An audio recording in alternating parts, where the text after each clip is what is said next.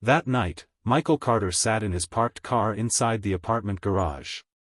The engine was off, but the cabin light stayed on. In his hand, a letter from the bank, freshly opened from the mailbox. Delinquent notice. Overdue balance. Final warning. The paper trembled between his fingers. He knew, one more missed payment, and the debt would go to collections. And that meant the mortgage could be pulled. His wife didn't know yet. Their child was still a toddler. Living on the street wasn't an option. His phone lit up on the dashboard. A notification from a Discord group he'd joined 3 days ago. QP token is gonna explode tonight. Holders get rich. Sellers lose big. Let's go. Michael scrolled. People in the group were sharing screenshots, bank balances in the thousands. They were cheering, laughing, hyping each other up to go all in. He opened the app. His wallet balance, $2,700. From the $1,000 he'd put in 3 days ago. His heartbeat quickened. His hand hovered over the withdraw button. But it didn't work. Withdrawals were disabled. The system had frozen all funds. Panic surged. He refreshed the site, error. Tried logging in, failed. Discord group, gone. Admins, vanished. The Twitter account, deactivated.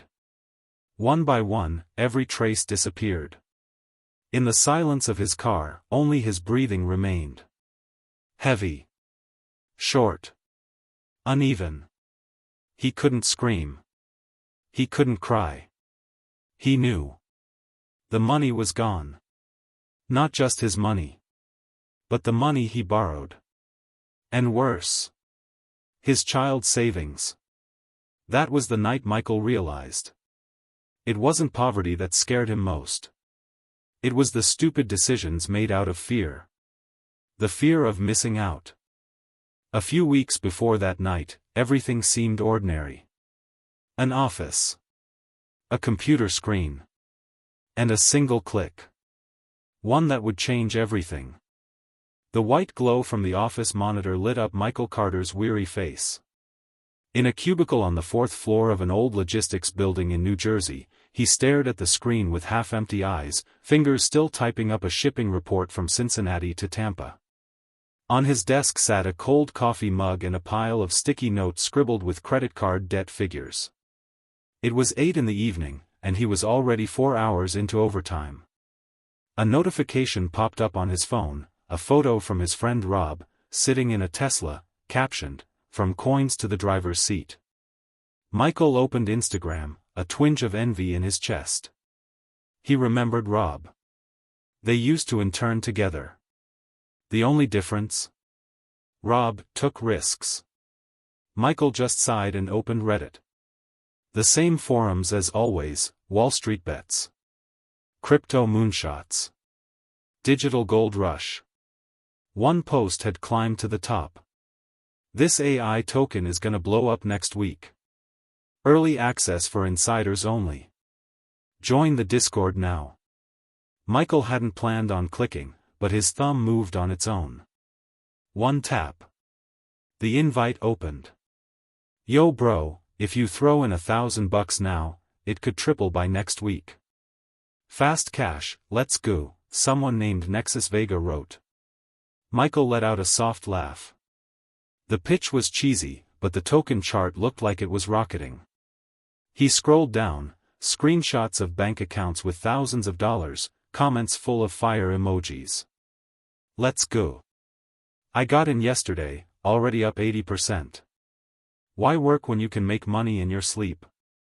Across the room, his manager walked by, gave him a silent glance. Michael quickly minimized everything. Back to the spreadsheet, but his mind was still in Discord. He opened a new tab. His digital bank account, $532 left. Credit card, $1,800 available. Just $1,000. If it crashes, I can cover it next month. Suddenly, his mind flashed to his wife's medical bills. Last week's surgery wasn't fully paid off. Daycare fees were going up by $200 next month. The mortgage still had a balance. He closed his eyes. When he opened them, the click had already happened. He was officially in. Quantum Prime AI token. Cool name, dark purple website, and a sweet promise, AI-driven crypto wealth. On screen, the clock struck 9 p.m. Michael leaned back in his chair. The office around him was still silent. But in his mind, something had begun to move fast, something that made his heart beat just a little quicker. 3 days later, Michael sat in his apartment kitchen, still wearing his wrinkled work shirt. In front of him, his laptop screen glowed with bright green charts. The numbers were climbing fast. The token he'd bought, Quantum Prime, was actually surging. From $1,000, his balance had shot up to nearly $2,700. He sat still, then let out a small, disbelieving laugh. His wife, Rachel, walked by, changing out of her work clothes. "You haven't had dinner?" Michael replied quickly, eyes still on the screen. "Later. I'm watching this, it's important." He hadn't told Rachel anything yet. He wasn't ready to explain why their credit card limit had suddenly dropped. But all that worry felt distant with the graph still going up. On Discord, the Quantum Prime group had exploded, thousands of new members. The admin, Nexus Vega, regularly dropped tips and countdowns for the next token release. "This is just the beginning," he wrote. "Get ready for Phase 2. First come, first served." That night, Michael did something bolder. He called his cousin Tyler, a mechanic in the suburbs. "I found something legit, Ty. For real. This isn't like the other times. It's all about timing." Tyler was hesitant, but in the end, he joined. $1,500, his first real savings in over a year. Michael watched the screen. Every refresh showed another spike. His mind drifted to wild places. A vacation in Iceland. Paying off every debt. Quitting his job. Buying a car. Starting over. On the fourth night, the number peaked, $3,700. Michael stood up, staring at the screen, mouth slightly open. Then he opened his digital banking tab. Clicked Withdraw. A message popped up. Withdrawals are limited until Phase 2 is complete. His chest tightened. He jumped over to Discord. Nexus Vega replied. "Relax, bro, funds drop next week. Don't panic, sell. We're in this together." Michael tried to believe him. But a knot formed in his stomach. He started Googling the project. No official reviews.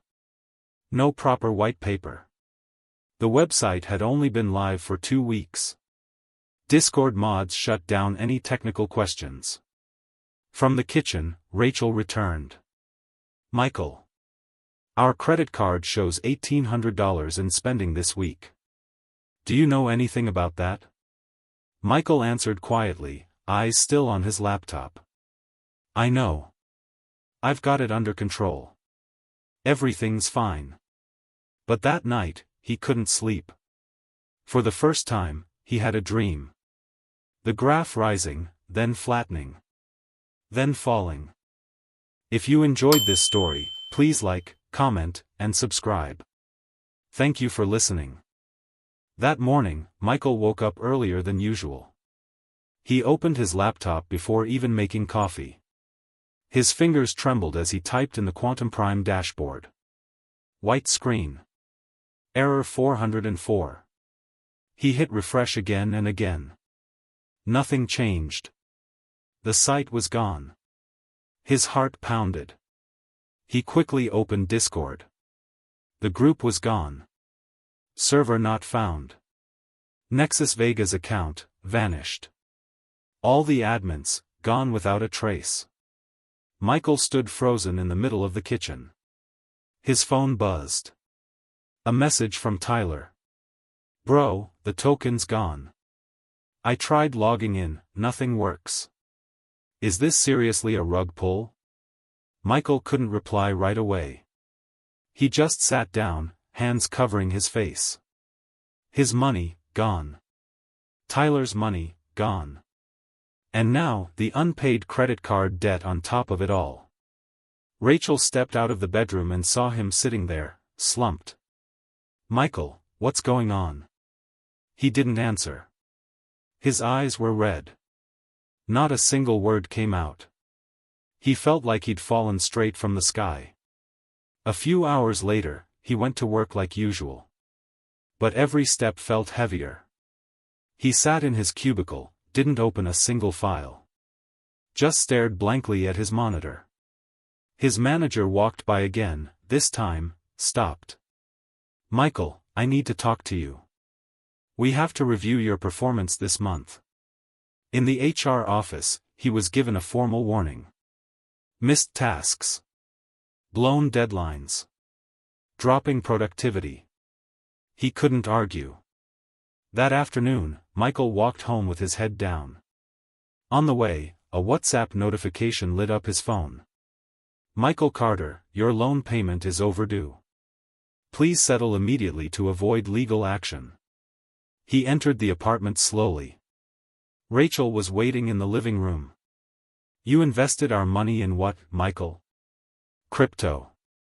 How much? $1,800 on the card. Plus what we had saved. Anne. Tyler's money. Rachel said nothing. She turned away, eyes welling up with tears.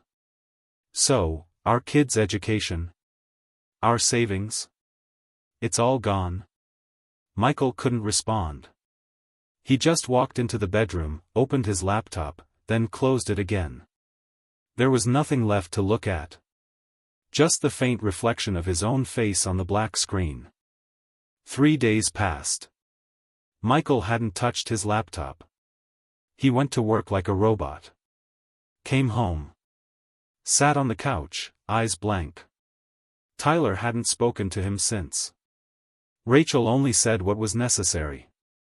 There was a growing distance in their small home. One night, as Michael absent-mindedly scrolled through Twitter, a message popped up. From an unfamiliar account at Alpha Node AI. We noticed you've had experience with tokens before. We're launching an AI-based auto-trading bot. Looking for early investors. Fully automated.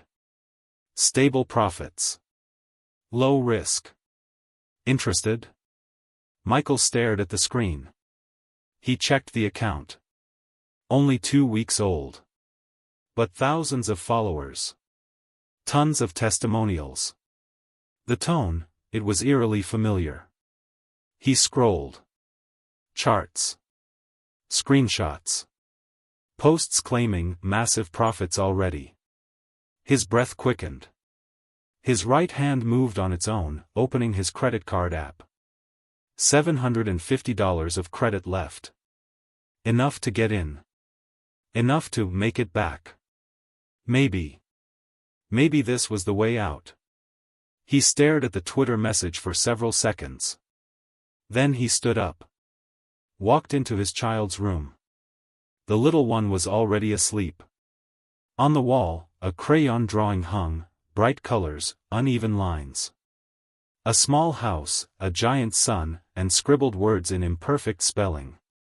Daddy, don't be tired from work. I love you. Michael sank to the floor. And cried. Not because of the token. Not because of the debt. But because of the shame that clung to his chest. He wanted to make things right. He wanted redemption. But did it have to come the same way? He walked back to the living room. Sat calmly. Looked at the screen. Opened Twitter. But this time, not to click a link. He typed. If this account reaches out to you, be careful. I lost everything once because of promises like these. Don't make the same mistake I did. He hit send. Then logged out. The next morning, Michael taped a sheet of paper to the fridge. A handwritten list, household expenses, neatly organized in black ink. At the bottom, a single line. Goal, debt-free in 8 months. Rachel saw it from behind. She didn't say a word. But she walked over, gently placed a hand on Michael's back. A quiet touch, but full of meaning. In the days that followed, Michael started to change. At work, he was focused again. Finishing reports ahead of schedule. When his boss handed him extra assignments, he didn't complain. He understood now. The only way out of this hole was slow and steady. No shortcuts. No leaps. Just one step at a time. One afternoon, while waiting in line at the office cafeteria, a coworker approached him. "Hey Mike, have you heard of Hypercoin? AI trading too, kinda like Quantum Prime. My friend already doubled his money." Michael just smiled. "Be careful, man. I've been there. Looks like gold, but it's a trap underneath." His coworker chuckled. "Seriously? Well, thanks for the heads up." That evening, Michael sat at the dinner table with Rachel and their child. He talked about his day. Shipping figures, new clients, even the coworker trying to get into crypto. Rachel looked at him. "You've changed." Michael nodded. "I've realized something. I don't need to get rich fast. I need to rebuild, slowly, but surely." He opened his laptop. Not to trade, but to browse his local community site. There, he found something. A free financial literacy workshop next week at the public library. Topic: How to spot scams and build healthy finances. Michael clicked register. This time, calmly. Not out of desperation, but out of curiosity. Because learning, that's the one investment that never goes to waste. If you enjoyed this story, please like, comment, and subscribe. Thank you for listening. Saturday morning sunlight slipped through the windows of the Carter family's small apartment. Michael wore a gray hoodie and carried a tote bag filled with a notebook, a pen, and a bottle of water. He walked to the city library just down the block. The air was still cold, but his steps were steady. The library's community room was simple: plastic chairs, long tables, a small projector. But it was filled with people quietly carrying similar burdens. Single mothers. Elderly folks. College students. All with serious faces, sitting side by side.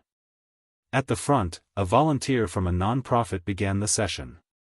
"Today, we're learning how to spot Ponzi schemes, crypto scams, and how to manage basic cash flow. This isn't about getting rich. It's about surviving, and growing." Michael sat in the second row. He listened. He took notes. He asked questions. Midway through, the speaker invited him to share his story. Michael stood. "I'm Michael. I used to think I could escape my problems with fast money. Turns out, I only fell deeper. I lost money. I almost lost my family. But slowly, I've started to learn. What we need isn't a shortcut. We need direction." The room fell silent. Then, applause. Not because his story was extraordinary, but because everyone knew how hard it is to admit failure out loud. After the session, a teenager came up to him. "Mr. Michael. I almost joined this NFT project yesterday. But after hearing your story, I backed out. Thank you." Michael smiled, placing a hand on the boy's shoulder. "The best decision you could have made today." That afternoon, he returned home. Rachel was cooking. Their child was drawing. On the kitchen table sat bills and a list of payments. But no panic. No raised voices. Just soft conversation. A quiet kind of peace. Like a foundation being rebuilt, brick by brick. In the corner of the table, his laptop was open. Not to a crypto site, but to a blank page. Michael began to write. A simple title. An ordinary story, how I lost everything with one wrong click. A few weeks had passed since the workshop. Michael's life hadn't changed dramatically. But it felt more real. He still woke up at 6 every morning. Still worked at the same logistics office. But now, there was something different in the way he saw the world. He had started writing regularly on a small blog he called Ordinary Money Stories. His posts didn't go viral. But slowly, the readers grew. Comments trickled in from people who felt seen. They wrote, "I've been there too. Turns out I'm not alone. Thanks for being honest." Each night, after his child had gone to sleep, Michael sat at the kitchen table, typing in silence, telling his story with no mask. Not as an expert, but as someone who had sunk, and was learning to swim back up. One evening, Rachel sat beside him. 2 cups of warm tea in hand. "I read your post this afternoon," she said. Michael turned to her. "The one about, shame doesn't pay off debt?" Rachel smiled. "No, the one about hope. I'm proud of you." On the wall, their child's drawings had multiplied. A new one had just been added. A picture of 3 people. A man, a woman, and a small child. Above their heads, a big sun. And in the sky, written carefully, "Our house is small, but it's warm." Michael stared at the drawing for a long moment. Then stood up. Turned on the small hanging lamp in the living room. A soft yellow light spilled into every corner. He walked to the window. Outside, the city was still busy. People still chasing quick money. Discord links, wealth promises, fake alerts, they were still out there. The world hadn't changed. But inside that little room, there was calm. There was honesty. And there was a new path being built. Michael smiled. He knew. This time, he wasn't running. He was moving forward. Together. Slowly. But surely. Michael Carter didn't get rich. He didn't retire young. He didn't buy a Tesla. He didn't go viral for some investing success story. But he did manage to save something far more important. Himself. From impulsive decisions. From the sweet traps of the digital world. From the illusion that self-worth can be traded for the promise of quick profit. Yes, he lost money. But he found something else, direction. And from that direction, he began to rebuild. Not with magic clicks. Not with instant dreams. But with small steps. Consistent. Honest. And fully aware. Because he knew. Life isn't about who gets there the fastest. It's about who's still standing after the storm passes. And who can say, calmly and clearly, "I once fell. But I learned." If you enjoyed this story, please like, comment, and subscribe. Thank you for listening.